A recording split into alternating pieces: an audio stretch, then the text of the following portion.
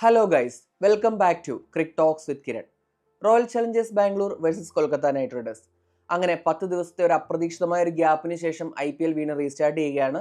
നമ്മൾ ഈ മത്സരത്തിന്റെ ഡീറ്റെയിൽസിലേക്ക് കടക്കുന്നതിന് മുൻപ്, അപ്പോൾ ഇന്നലെ നമ്മൾ വന്ന ലൈവിലായാലും ഇപ്പോഴായാലും നിങ്ങളുടെ മനസ്സിൽ ഏറ്റവും കൂടുതലുള്ള ഒരു ചോദ്യത്തിന് ഉത്തരം നൽകിയിട്ട് നമുക്ക് ഞാൻ നേരത്തെ പറഞ്ഞ പോലെ ഡീറ്റെയിൽസിലേക്ക് പോകാം. ഹേസൽവുഡ് കളിക്കുമോ? ഇല്ല എന്നാണ് ഉത്തരം. ഹേസൽവുഡ് ഇപ്പോഴും ഓസ്ട്രേലിയയിൽ തന്നെയാണ്. അപ്പോൾ ആ ഒരു ഷോൾഡർ നിഗളിന്റെ ആ ഒരു റീഹാബിലിറ്റേഷൻ പ്രോസസ്സുമായിട്ട് ബന്ധപ്പെട്ട് ഓസ്ട്രേലിയയിൽ തന്നെയാണ് ഹേസൽവുഡ്. അപ്പോൾ നമ്മുടെ RCB മാനേജ്മെന്റ് എന്ന് പറയുന്നത് ക്രിക്കറ്റ് ഓസ്ട്രേലിയയുമായിട്ട് കോൺസ്റ്റന്റ് ടച്ചിലാണ്. ഇപ്പോൾ WTC ഫൈനൽ അപ്രോച്ചിങ് ആണ്. അപ്പോൾ അതുകൊണ്ട് തന്നെ അവർ കുറച്ചുകൂടി കോഷ്യസ് ആയിരിക്കും.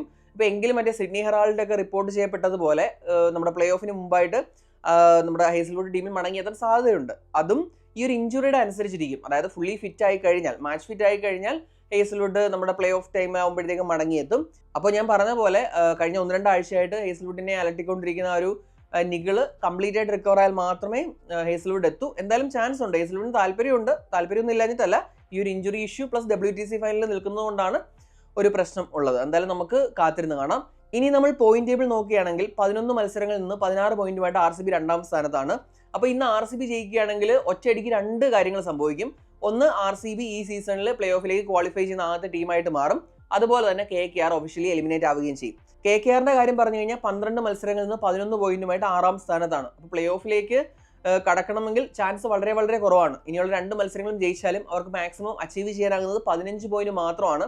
ആ 15 പോയിന്റ് കൊണ്ടും പ്ലേ ഓഫ് ക്വാളിഫിക്കേഷൻ എന്ന് പറയുന്നത് ഉറപ്പുള്ള കാര്യമല്ല. കാരണം RCB ഓൾറെഡി 16 പഞ്ചാബ് കിങ്സ് 15. അപ്പോൾ ഇനി ഇവർ ക്വാളിഫൈ ചെയ്യണമെങ്കിൽ കുറച്ച് റിസൾട്ട്സ് ഇവരുടെ വഴിക്ക് വരണം. അതായത് ഇനിയുള്ള മത്സരങ്ങളിലെല്ലാം മുംബൈ ഇന്ത്യൻസ് പരാജയപ്പെടണം. അതുപോലെ ഡൽഹി ക്യാപിറ്റൽസിന് 3 കളിയുണ്ട്. അതിൽ മുംബൈയുമായിട്ടുള്ള മത്സരം മാത്രമേ ജയിക്കാവൂ. അതുപോലെ തന്നെ ലക്നൗ സൂപ്പർ ജയൻസ് 1 കളി തോക്കുകയും ചെയ്യണം. അങ്ങനെയാണെങ്കിൽ RCB പഞ്ചാബ് ക്വാളിഫൈ ആവും. അതുപോലെ തന്നെ DC KKR തമ്മിലൊരു ടൈ വരും. അപ്പോൾ നെറ്റ് റൺ റേറ്റ് വെച്ചിട്ട് KKRന് വേണമെങ്കിൽ കയറിപ്പോവാം. നല്ല വിൻസ് ആണ് ഇനിയുള്ള 2 മത്സരങ്ങളിലെങ്കിൽ ആ ഒരു നെറ്റ് റൺ റേറ്റ് വെച്ചിട്ട് DCയെ മറികടന്ന് കയറിപ്പോകാൻ സാധിക്കും. അപ്പോൾ ഇങ്ങനെ വളഞ്ഞ വഴിയാണ് അത് സംഭവിക്കാൻ സാധ്യത വളരെ വളരെ കുറവാണ്. അപ്പോൾ ഒരു തിൻ ലൈൻ, ആ ഒരു ഫൈൻ, ഒരു അവസാനം ഒരു നൂൽ ഇത് വ്യത്യാസം മാത്രമേ അവരും ആ ഒരു പ്ലേ ഓഫിൽ നിന്നുള്ള പുറത്താകലുമായിട്ടുള്ളൂ. അപ്പോൾ അതാണ് KKRന്റെ പ്രശ്നം എന്ന് പറയുന്നത്. ഇനി നമ്മൾ പ്ലേയേഴ്സിന്റെ ഫോമിലേക്ക് വന്നു കഴിഞ്ഞാൽ അറിയാമല്ലോ, ഒരു 10 ഡേ ഗ്യാപ്പിന് ശേഷം വരുന്നതാണ്. ഇനി അവരുടെ ആ ഒരു ഇപ്പം RCBയുടെ കാര്യം പറഞ്ഞു കഴിഞ്ഞാൽ നല്ലൊരു വിന്നിംഗ് മൊമെന്റിൽ ഉണ്ടായിരുന്ന ടീമാണ്. ആ ഒരു മൊമെന്റം നഷ്ടപ്പെട്ടോ എന്ന് നമ്മൾക്ക് കണ്ടു തന്നെ അറിയണം. പ്ലേയേഴ്സിന്റെ ഫോം വൈസ് ഇപ്പോൾ സോൾട്ട് വൈറൽ ഇൻഫെക്ഷൻ കാരണം കഴിഞ്ഞ 2 മത്സരങ്ങൾ കളിച്ചില്ല. ഈ മത്സരങ്ങൾ സോൾട്ട് മിക്കവാറും കളിക്കും. കാരണം എന്ന് വെച്ച് കഴിഞ്ഞാൽ ഇപ്പോൾ ഇന്നലെ നെറ്റ്സിലായാലും ഒരു എക്സ്റ്റെൻഡഡ് സെഷൻ സോൾട്ട് ബാറ്റ് ചെയ്തു. അങ്ങനെ പ്രശ്നങ്ങളൊന്നും ഉള്ളതായിട്ട് കണ്ടില്ല. പിന്നെ സോൾട്ട് അറിയാലോ, ഒരു ഇമ്പാക്ട് പ്ലെയർ ആണ്, ഒരു ഹൈ ഇമ്പാക്ട് പ്ലെയർ ആണ്. അപ്പോൾ ഒരു 5 മത്സരം കളിച്ചു കഴിഞ്ഞാൽ ഒരു 3 മത്സരത്തിലെങ്കിലും ഒരു റിസൾട്ടിനെ തന്നെ ഇമ്പാക്ട് ചെയ്യുന്ന പ്ലെയർ ആണ് ഫിൽ സോൾട്ട്. അപ്പോൾ ഫുള്ളി ഫിറ്റ് ആണെങ്കിൽ തീർച്ചയായിട്ടും ഫിൽ സോൾട്ട് ടീമിലെത്തും. ഇനിയിപ്പോൾ ബദലിനെ കളിപ്പിക്കണോ സോൾട്ടിനെ കളിപ്പിക്കണോ, ഈ 2 ഓപ്ഷൻ വന്നു കഴിഞ്ഞാൽ എൻ്റെ അഭിപ്രായത്തിൽ സോൾട്ട് എന്ന് തന്നെയാണ്. അതിന് കാരണം എന്ന് പറഞ്ഞു കഴിഞ്ഞാൽ, ഒന്ന്, KKRനെതിരെ ഈ സീസണിലെ ആദ്യത്തെ മത്സരത്തിൽ ഒരു ഇമ്പാക്ട് ഇന്നിങ്സ് സോൾട്ട് കളിച്ചു. പിന്നെ കഴിഞ്ഞ സീസണിൽ സോൾട്ട് ഓഫ് കോഴ്സ് KKRനെ കളിച്ച പ്ലെയർ ആണ്. അപ്പോൾ ഇവരുടെ ബോളേഴ്സിനെയൊക്കെ നെറ്റ്സിൽ കളിച്ച് നല്ല പരിചയമുള്ള പ്ലെയർ ആണ്. ആ ഒരു പരിചയം വെച്ച് കൂടി ഒന്ന് എക്സ്പീരിയൻസ് ഉണ്ട്, ഓഫ് കോഴ്സ് സോൾട്ട് ആണ് എക്സ്പീരിയൻസ്ഡ്. അതുപോലെ തന്നെ ഈ ഒരു പരിചയം കൂടി സോൾട്ടിനെ പിന്തുണയ്ക്കും എന്നാണ് എൻ്റെ ഒരു പ്രതീക്ഷ. പിന്നെ വിരാട് കോഹ്ലിയുടെ കാര്യം അറിയാലോ, നല്ല ഫോമിലാണ്. പിന്നെ ഈ ഒരു ഗ്യാപ്പിനിടയിൽ ടെസ്റ്റിൽ നിന്ന് വിരാട് റിട്ടയർ ചെയ്തു. അപ്പോൾ അതിനുശേഷം കളിക്കുന്ന ആദ്യ മത്സരമാണ്. അതുപോലെ ഒരു ഇമോഷണൽ മൊമെന്റ് കൂടിയായിരിക്കും. കാരണം നമ്മുടെ RCB ആരാധകർ ചിന്നസ്വാമിയിൽ വിരാടിന്റെ ട്രിബ്യൂട്ട് ആയിട്ടൊരു വൈറ്റ് ജേഴ്സി വെച്ചിട്ടൊരു ആ ഒരു ഇത് പ്ലാൻ ചെയ്യുന്നുണ്ട്. അപ്പോൾ ഒരു ഇമോഷണൽ ആയിട്ടുള്ള മത്സരമായിരിക്കും വിരാട് കോഹ്ലിക്ക് തീർച്ചയായിട്ടും. പിന്നീട് നോക്കിക്കഴിഞ്ഞാൽ രജത് പട്ടിദാറിന്റെ കാര്യം, എന്തൊരു ഫിംഗർ ഇഞ്ചുറി ഉണ്ടായിരുന്നു. അപ്പോൾ ഫോം വൈസ് ആയാലും ഒരു ഡിപ്പുണ്ട്. ഇപ്പോൾ ആദ്യത്തെ മത്സരങ്ങളിൽ അത്യാവശ്യം നന്നായിട്ട് കളിച്ച രജത് പട്ടിദാറിന് പിന്നീടുള്ള 5 മത്സരങ്ങളിൽ ഫോം നഷ്ടപ്പെടുന്ന കാഴ്ചയാണ് നമ്മൾ കണ്ടത്. അതുപോലെ ലക്നൌമായിട്ടുള്ള മത്സരം നടന്നിരുന്നെങ്കിൽ രജത് പട്ടിദാർ കളിക്കില്ലായിരുന്നു. കാരണം ഒരു ഫിംഗർ ഇഞ്ചുറി ഉണ്ടായിരുന്നു. ജിതേഷ് ശർമ്മയായിരുന്നു ആ മത്സരത്തിൽ RCBയെ നയിക്കേണ്ടിയിരുന്നത്. എന്നാൽ ഈ ഒരു 10 ഡേ ഗ്യാപ്പ് കിട്ടിയപ്പോഴേക്കും ആ ഒരു ഇഞ്ചുറി ഇഷ്യൂസ് സോർട്ട് ആയിട്ടുണ്ട്.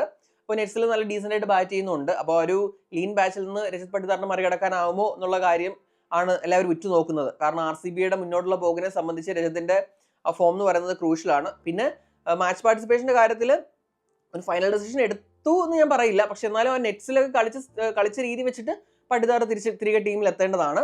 പിന്നെ അറിയാലോ, DDP ദേവദത്ത് പടിക്കൽ ഈ സീസണിലില്ല. പകരം മയങ്ക് അഗർവാൾ തന്നെ ആ ഒരു പൊസിഷനിലേക്ക് എത്താനാണ് സാധ്യത. അതും ഞാൻ പറയുന്നത് നെറ്റ്സിലെ ബാറ്റിങ്ങിന്റെ ഇതിലാണ്. മയങ്ക് അഗർവാളും ഒരു എക്സ്റ്റെൻഡഡ് സെഷനാണ് ഇന്നലെ RCBക്ക് വേണ്ടിയിട്ട് നെറ്റ്സിൽ പ്രാക്ടീസ് ചെയ്തത്. അപ്പോൾ തീർച്ചയായിട്ടും മയങ്ക് അഗർവാളിന് നല്ല ചാൻസ് ഉണ്ട്. പിന്നീട് ആ ടീമിൽ ചാൻസ് ഉള്ളതെന്ന് വെച്ച് കഴിഞ്ഞാൽ പിന്നെ ജേക്കബ് ബദലിനെ അവർക്ക് ഇൻക്ലൂഡ് ചെയ്യാം. ഇപ്പോൾ ഞാൻ പറഞ്ഞല്ലോ, അപ്പം കഴിഞ്ഞ ലൈവ് വീഡിയോയിൽ ഞാൻ പറഞ്ഞ ഒരു മയങ്ക് അഗർവാൾ വരികയാണെങ്കിൽ എക്സ്പീരിയൻസ് വൈസ് പ്രശ്നമൊന്നുമില്ല, ഒരു left hand right hand combination ഒരു ഹിറ്റ് കിട്ടും എന്ന് പറഞ്ഞു. അപ്പോൾ പിന്നെ അവർക്ക് ചെയ്യാനാവുന്നത് നമ്മുടെ ജേക്കബ് ബദലിനെയും കൂടി ഇൻക്ലൂഡ് ചെയ്യുക എന്നുള്ളതാണ്. അപ്പോൾ അങ്ങനെ വരുമ്പോൾ അവർക്ക് റൊമാരിയോ ഷെപ്പേർഡിനെ എന്തായാലും പുറത്തിരുത്താൻ സാധ്യതയില്ല. പിന്നെ ഉള്ളത് ലുങ്കി എൻഗിഡിയാണ്. അപ്പോൾ എൻഗിഡിക്ക് പകരം റസിക് ദറിനെ പോലെ ഒരു ഇന്ത്യൻ പ്ലെയറിനെ കൊണ്ടുവന്നിട്ട് ജേക്കബ് ബദലിനെ വൺ ഡൗൺ ഇടുവോ എന്നുള്ള കാര്യം വളരെ ഒരു റയർ ചാൻസ് ആണ്. എസ്പെഷ്യലി കഴിഞ്ഞ മത്സരത്തിൽ എൻഗിഡി നന്നായിട്ട് ബോൾ ചെയ്ത സ്ഥിതിക്ക് ജേക്കബ് ബദൽ ഈ മത്സരത്തിൽ അങ്ങനെ വരുമ്പോൾ ഉണ്ടാവാൻ സാധ്യതയില്ല. പക്ഷെ അതും ഒരു ഓപ്ഷനാണ്. ഇപ്പോൾ മയങ്ക് അഗർവാളിനെ ഇടാതെ തന്നെ ബദലിനെ ഇട്ടിട്ട് അവിടെ ഒരു ഇന്ത്യൻ ബോളറിനെ കൊണ്ടുവന്നിട്ടും അവർക്കിത് പരിഹരിക്കാം. അങ്ങനെ വരുമ്പോൾ നമ്പർ 3 ബദൽ വരും. പിന്നെ ഒരു ഓപ്ഷൻ എന്ന് പറയുന്നത് കൃണാൽ പാണ്ഡ്യയാണ്. കൃണാൽ പാണ്ഡ്യയെ ഒരു ഫ്ലോട്ടറായിട്ട് യൂസ് ചെയ്യാൻ പറ്റും. ഇപ്പോൾ 5-6 സ്ഥാനത്തൊക്കെ ഇറങ്ങിയിട്ടുണ്ട്, ഒരു നമ്പർ 3 ഇടാൻ പറ്റും. അങ്ങനെ പല ഓപ്ഷൻ ഉണ്ട്. പിന്നീട് ലെഫ്റ്റ് ഹാൻഡർ തന്നെ വേണമെങ്കിൽ മനോജ് പണ്ഡാഗി ഒരു ഓപ്ഷനാണ്. പിന്നീട് സ്വസ്തിക് ചിക്കാര ഒരു റൈറ്റ് ഹാൻഡ് ബാറ്ററാണ്. വേണമെങ്കിൽ രജത് പട്ടിദാറിനെ വൺ ഡൗൺ ആയിട്ട് പ്രൊമോട്ട് ചെയ്തിട്ട് ഒരു ലോവർ മിഡിൽ ഓർഡറിൽ ചിക്കാരെ ആഡ് ചെയ്യാം. അങ്ങനെ കുറേ ഓപ്ഷൻ ഉണ്ട്. പക്ഷേ ഒരു ഡയറക്റ്റ് സ്വാപ്പ് എന്ന് പറയുന്നത് മിക്കവാറും മയങ്ക് അഗർവാളുമായിട്ട് നടക്കാൻ തന്നെയാണ് സാധ്യത. ബോളിങ്ങിന്റെ കാര്യം പറഞ്ഞു കഴിഞ്ഞാൽ ഹേസൽവുഡിന്റെ ആബ്സെൻസ് തന്നെയാണ് ഏറ്റവും വലിയൊരു പ്രശ്നമായിട്ടുള്ളത്. പിന്നെ ഭുവി ഈയിടെയായിട്ട് കുറച്ച് എക്സ്പെൻസീവ് ആണ്. അപ്പോൾ ഭുവി തിരികെ ട്രാക്കിൽ എത്തണമെന്ന് RCB തീർച്ചയായിട്ടും ആഗ്രഹിക്കും. പിന്നെ RCBയുടെ ബോളിങ്ങിൽ 2 അണ്ടർ റേറ്റഡ് പെർഫോമൻസ് ആണ് നമ്മുടെ കൃണാൽ പാണ്ഡ്യയും അതുപോലെ തന്നെ സുയേഷ് ശർമ്മയും. അപ്പം ഞാൻ പറഞ്ഞില്ലേ, ഫോം വൈസ് RCBക്ക് വലിയ പ്രശ്നങ്ങളില്ല. ഇനി നമ്മൾ കൊൽക്കത്ത നൈറ്റ് റൈഡേഴ്സിന്റെ കാര്യത്തിലേക്ക് വന്നു കഴിഞ്ഞാൽ മൊയിൻ അലിയും റോമാൻ പവലും തിരികെ ടീമിൽ ജോയിൻ ചെയ്യില്ല. അതിന് മെഡിക്കൽ റീസൺസ് ഒക്കെയാണ് പറഞ്ഞിരിക്കുന്നത്. അവർ എന്തായാലും ടീമിൽ ജോയിൻ ചെയ്യില്ല. അങ്ങനെ വരുമ്പോൾ ഇപ്പോൾ കഴിഞ്ഞ മത്സരങ്ങളിൽ മൊയിൻ അലി കളിച്ച സ്ഥിതിക്ക് അവരുടെ ടീമിൽ അവിടെ ഒരു ചേഞ്ച് വരേണ്ടി വരും. അപ്പോൾ അങ്ങനെ വരുമ്പോൾ മിക്കവാറും അനുകുൽ റോയ് ആ ഒരു പ്ലേസ് എത്താനാണ് സാധ്യത. ഇനിയിപ്പം ഫോം വൈസ് നോക്കിക്കഴിഞ്ഞാൽ അവരുടെ ബ്രൈറ്റ് സ്പോട്ട് എന്ന് പറയുന്നത് നമ്മുടെ അജിൻക്യ രഹാനയുടെ ഫോമാണ്. പവർ പ്ലേയിൽ അറൌണ്ട് 187 സ്ട്രൈക്ക് റേറ്റിൽ 187.9 ആണെന്ന് തോന്നുന്നു രഹാനയുടെ സ്ട്രൈക്ക് റേറ്റ്. എക്സലന്റ് ആയിട്ടാണ് കളിക്കുന്നത്. അതുപോലെ റസൽ തിരികെ ഫോമിലേക്ക് വന്നു. കഴിഞ്ഞ 2 മത്സരങ്ങളിലും നന്നായിട്ട് തന്നെ റസൽ കളിച്ചു. അതുപോലെ തന്നെ നെറ്റ്സിലും നല്ല ഫോമിലായിരുന്നു. അതായത് സ്റ്റേഡിയത്തിന് പുറത്തൊക്കെ പന്തുകൾ റസൽ പ്രാക്ടീസ് ചിന്നസ്വാമിയിൽ അടിച്ചു കളഞ്ഞിട്ടുണ്ട്. അപ്പോൾ ഞാൻ പറഞ്ഞില്ലേ, റസലിന്റെ ആ ഒരു ഫോമിലേക്കുള്ള തിരിച്ചുവരവെന്ന് പറയുന്നത് KKRനെ സംബന്ധിച്ച് വളരെ ഇമ്പോർട്ടൻ്റ് ആണ്. പിന്നീട് രഘുവംശി ടച്ചിലാണ്. പിന്നെ പറഞ്ഞ പോലെ ഓപ്പണിംഗ് പാർട്ണർഷിപ്പ് അവർക്ക് നല്ലൊരു പാർട്ണർഷിപ്പ് ഇതുവരെ കിട്ടിയിട്ടില്ല. അങ്ങനെ പ്രശ്നങ്ങളുണ്ട്. ഇനി ബോളിങ്ങിലേക്ക് വന്നു കഴിഞ്ഞാൽ വൈഭവ് അറോറ, ഹർഷിത് റാണ അവർ ചില മത്സരങ്ങളിൽ നന്നായിട്ട് കളിക്കും, ചില മത്സരങ്ങളിൽ എക്സ്പെൻസീവ് ആവും. എന്നാൽ ഇൻ ടോട്ടൽ നോക്കിക്കഴിഞ്ഞാൽ അവരുടെ ബോളിങ് വളരെ ഇപ്പം സ്റ്റാറ്റ്സ് നോക്കിക്കഴിഞ്ഞാൽ, ഇക്കോണമി നോക്കിക്കഴിഞ്ഞാലും സ്ട്രൈക്ക് റേറ്റ് നോക്കിക്കഴിഞ്ഞാലും ഒക്കെ നല്ലതാണ്. അതായത് ടോപ്പിൽ നിൽക്കുന്ന ഒരു ബോളിംഗ് യൂണിറ്റ് ആണ് KKRൻ്റേത്. പ്രത്യേകിച്ച് സ്പിൻ ഡിപ്പാർട്ട്മെന്റ് എന്ന് പറഞ്ഞു കഴിഞ്ഞാൽ ഈ സീസണിൽ തന്നെ ബെസ്റ്റ് ആണ്. വരുൺ ചക്രവർത്തി ആയാലും സുനിൽ നരേനായാലും വിക്കറ്റിന്റെ കാര്യത്തിലായാലും അതുപോലെ തന്നെ ഇക്കോണമി റേറ്റിന്റെ കാര്യത്തിലായാലും മുന്നിൽ നിൽക്കുന്നുണ്ട്. ഇപ്പോൾ ഞാൻ സൂചിപ്പിച്ചതുപോലെ ഫാസ്റ്റ് ബൗളേഴ്സിന്റെ കാര്യത്തിൽ അങ്ങിങ്ങ് ഇൻകൺസിസ്റ്റൻസീസ് ഉണ്ടെങ്കിലും ഓവറോൾ അവർ നല്ലൊരു ബോളിംഗ് യൂണിറ്റ് തന്നെയാണ്. ബാറ്റിങ്ങിലാണ് ഇപ്പോൾ പ്രശ്നം. ഇപ്പോൾ കഴിഞ്ഞ മത്സരത്തിൽ വെങ്കടേശ്വർ കളിച്ചില്ല. വെങ്കടേശ്വറിന്റെ ഒരു FT പ്രൈസ് ടാഗ് പിന്നോട്ട് വലിക്കുന്നതായിട്ടാണ് തോന്നുന്നത്. അപ്പോൾ അങ്ങനെ കുറേയൊക്കെ പ്രശ്നങ്ങൾ അവരുടെ ബാറ്റിങ്ങിലുണ്ട്. അപ്പോൾ എന്നാലും ബോളിംഗ് വൈസ് അവർ ഒരു സോർട്ടഡ് യൂണിറ്റ് ആണ്. പ്രത്യേകിച്ച് സുനിൽ നരേനൊക്കെ വിരാട് കോഹ്ലിക്കെതിരെ നല്ല റെക്കോർഡ് ഉള്ള പ്ലെയറോടാണ്. അപ്പോൾ അങ്ങനെ ഇവരുടെ ബോളിംഗ് യൂണിറ്റ് ആണ് ഇവരുടെ ബാറ്റിംഗുമായിട്ട് കമ്പയർ ചെയ്യുമ്പോൾ ഒരു ഹൈയിൽ നിൽക്കുന്നത്. ഇനി പിച്ച് കണ്ടീഷൻസിലേക്ക് വന്നു കഴിഞ്ഞാൽ ചിന്നസ്വാമിയിലാണ് മത്സരം. ഒന്ന് മഴയ്ക്ക് സാധ്യതയുണ്ട്. അപ്പോൾ ഒരു സ്റ്റാർട്ട് സ്റ്റോപ്പ് ഗെയിം ആവാൻ നല്ല സാധ്യതയുള്ള ഒരു മത്സരമായിരിക്കും. പ്രത്യേകിച്ച് ആ പഞ്ചാബുമായിട്ട് ഓൾറെഡി നമുക്കൊരു റെയിൻ കട്ടൈൽഡ് മാച്ച് കിട്ടിയിരുന്നു. ഇപ്പോൾ അതുപോലെ തന്നെ ചിലപ്പോൾ ഒരു ഓവർ വെട്ടി കുറച്ചൊരു മത്സരത്തിന് സാധ്യത കാണുന്നുണ്ട്. പിന്നെ നമ്മുടെ ചിന്നസ്വാമി സ്റ്റേഡിയത്തിലെ സബ് എയർ ഡ്രെയിനേജ് സിസ്റ്റം എന്ന് പറയുന്നത് വൺ ഓഫ് ദി ബെസ്റ്റ് ആണ്, ടോപ്പ് നോച്ച് ആണ്. അതുകൊണ്ട് തന്നെ മഴ ഒരു 10-15 മിനിറ്റ് മാറി നിന്നാൽ തന്നെ ഗ്രൗണ്ട് മത്സരത്തിന് സജ്ജമാക്കാൻ സാധിക്കും. അതുകൊണ്ട് തന്നെയാണ് ഒരു വാഷ് ഔട്ടിന് സാധ്യത കാണുന്നില്ല.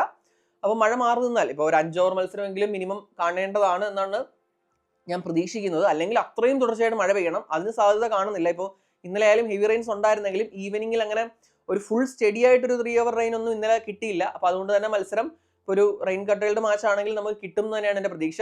പിന്നെ പിച്ച് അറിയാമല്ലോ, ഇപ്പോൾ ആദ്യത്തെ 2-3 മത്സരങ്ങൾ എന്ന് പറഞ്ഞു കഴിഞ്ഞാൽ വളരെ വളരെ ഡിഫിക്കൽട്ട് ആയിട്ടുള്ള ഒരു പിച്ചായിരുന്നു. എന്നാൽ പിന്നെ കഴിഞ്ഞ 2 മത്സരങ്ങൾ നോക്കിക്കഴിഞ്ഞാൽ ബാറ്റിങ്ങിനെ കുറച്ചുകൂടി അനുകൂലിച്ച പിച്ചാണ് വന്നത്. പിന്നീട് രജത് പട്ടിദാറിന് ഇവിടെ ടോസ് ഇതേവരെ കിട്ടിയിട്ടില്ല. ടോസ് വളരെ ക്രൂഷ്യലാണ്. എസ്പെഷ്യലി KKRന്റെ സൈഡിൽ ആൻഡ്രെ റസലൊക്കെ ഫോമിലായ സ്ഥിതിക്ക് ഫസ്റ്റ് ബാറ്റ് ചെയ്യേണ്ടി വന്നാൽ അറ്റ്ലീസ്റ്റ് ഒരു 210+ സ്കോർ ചെയ്യേണ്ടി വരും ബാറ്റിംഗ് അനുകൂലിക്കുന്ന പിച്ചാണെങ്കിൽ. അങ്ങനെ വന്നാൽ പോലും ചിന്നസ്വാമിയിൽ നമുക്കറിയാം അവസാനം പന്തെറിയുന്നത് വരെ ഈ ഒരു സ്കോർ സേഫ് അല്ല എന്നുള്ള കാര്യം. അപ്പോൾ ടോസ് ക്രൂഷ്യലാണ്. ഇപ്പം KKRന്റെ കാര്യം പറഞ്ഞാലും RCBയുടെ കാര്യം പറഞ്ഞാലും ടോസ് വളരെയേറെ ക്രൂഷ്യൽ ആയിരിക്കും, പ്രത്യേകിച്ച് ചിന്നസ്വാമിയിൽ. അപ്പോൾ ടോസ് നേടുന്ന ടീമിന് ഒരു 50% കഴിഞ്ഞു. ഇനി ഇൻ കേസ് ടോസ് നഷ്ടപ്പെട്ട ഒരു 215 അല്ലെങ്കിൽ 220+ സ്കോർ ചെയ്യേണ്ടി വരും. അല്ലെങ്കിൽ ഇപ്പോൾ ആദ്യത്തെ മത്സരങ്ങളിലെ പോലൊരു ബോളിംഗ് കുറച്ചുകൂടെ ഫ്രണ്ട്ലി ആയിട്ടുള്ള സർഫസ് ആയിരിക്കണം. അപ്പോൾ അതാണ് പിച്ച് കണ്ടീഷൻസിനെ പറ്റി പറയാനുള്ളത്. ഇനി പ്രെഡിക്റ്റഡ് പ്ലേയിങ് 12 വന്നു കഴിഞ്ഞാൽ ഓൾറെഡി RCBയുടെ കാര്യം ഞാൻ പറഞ്ഞു കഴിഞ്ഞു. ഇപ്പം നമ്പർ 3 എന്തായാലും ഡെഫിനറ്റ്ലി ഒരു ചേഞ്ച് ഉണ്ടാവും.